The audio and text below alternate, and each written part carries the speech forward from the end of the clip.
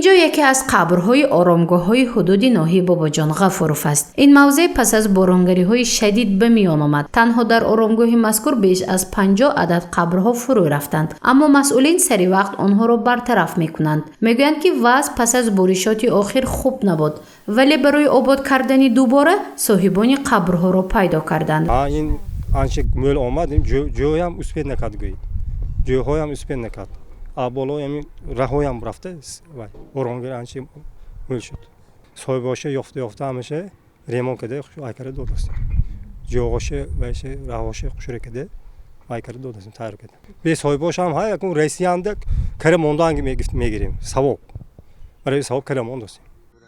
نظارتچیان آرامگاهی حدود شهر خوجند و ناحیه باباجان غفورов میگویند که وضع همه ساله تا 3 مرتبه همین گونه می شود. یعنی هنگام بارشات بارانها قبرهای کهنه ویران و ناآباد می گردند. برخی از آنها تا حتی فرو می روند. اما نظارتچیان میگویند که در این وقت نبودن پیوندان قبرها و یا کم آمدن آنها به سر قبر والدانشان بر علام مشاهده می شود.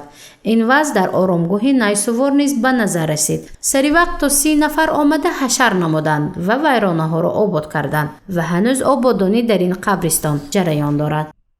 اون وها شرایطشون نبوده که ما رفتیم یک کامپیل رفتیم و گفتن که هم مراسیه با من و دو تا نیورم همینجا های کدام ما خودمون همه اجازهتی وحی گرفته پر کردیم و یگونش کن اینجا یگون کس خفه نه هم خرسان کوری سبب زیاده از 20-30 نفر آدم ها اومده یک 3 کم از خوک در آورده هم قبرستان های پر کردیم گورهای قبرستان های فرو رفتگی پر کردیم.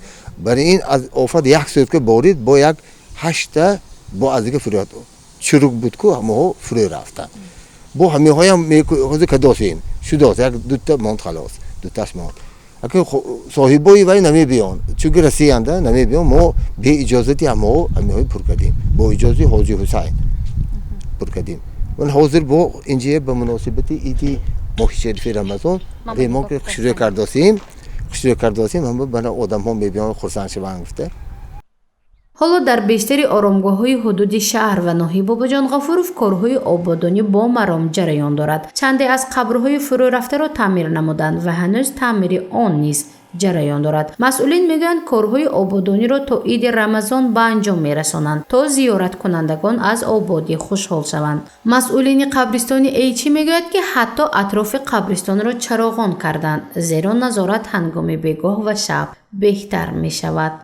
هر سال ما خودمایم اکوچه مدیکار آورده پسر ما کدی همینجا آورد کده تازه کده میگردیم غشت میریزیم دانه گربه بعضی ها غشت و پول میتیان رفته غشت خرده میبیم دانه قربه کار میفرماییم ثوابش دادگی میرسد کیم پول تیاد هم رفته غشت رو میبیم 1000 تا غشت ما 12 تا 13 تا گربه میرد خلاص رسیانده باشه ها 1 سال به یا 2 سال به یک بار آمده عرصیه آمده نگاهی بیمونند بعضیش فرو رفته خواهدش ریمان کده میمانی بیا دیگه میگویم که این یک بار فرو رفت کدیم نغز بنین امت کدیم. اینجا باشد قبرستان خواجه گلستان است. آن در ناحیه باباجان غفورov جایگیر است. این قبرستان را پر آباد کردند. آبادی این موضع به طور حشر با اهالی ساکنان یاوه ناحیه باباجان غفورov برآمده شد. هدف اساسی سهم گذاشتن به کار ثواب بود. در عموم پس از بارشات وضع فرو رفته قبرها را هم در آرامگاه‌های حدودی شهر خوجند و ناحیه باباجان غفورov بهتر کردند و این کار تا هنوز جریان دارد. اما قبرکنها از ساکنان دعوت به عمل می‌آورند تا ماه 1 مرتبه قبرهای مادران و پیوندان خود را عیادت کنند. گزارش مفنوشکور و نسیم رحیموف برای برنامه اطلاعاتی خبر.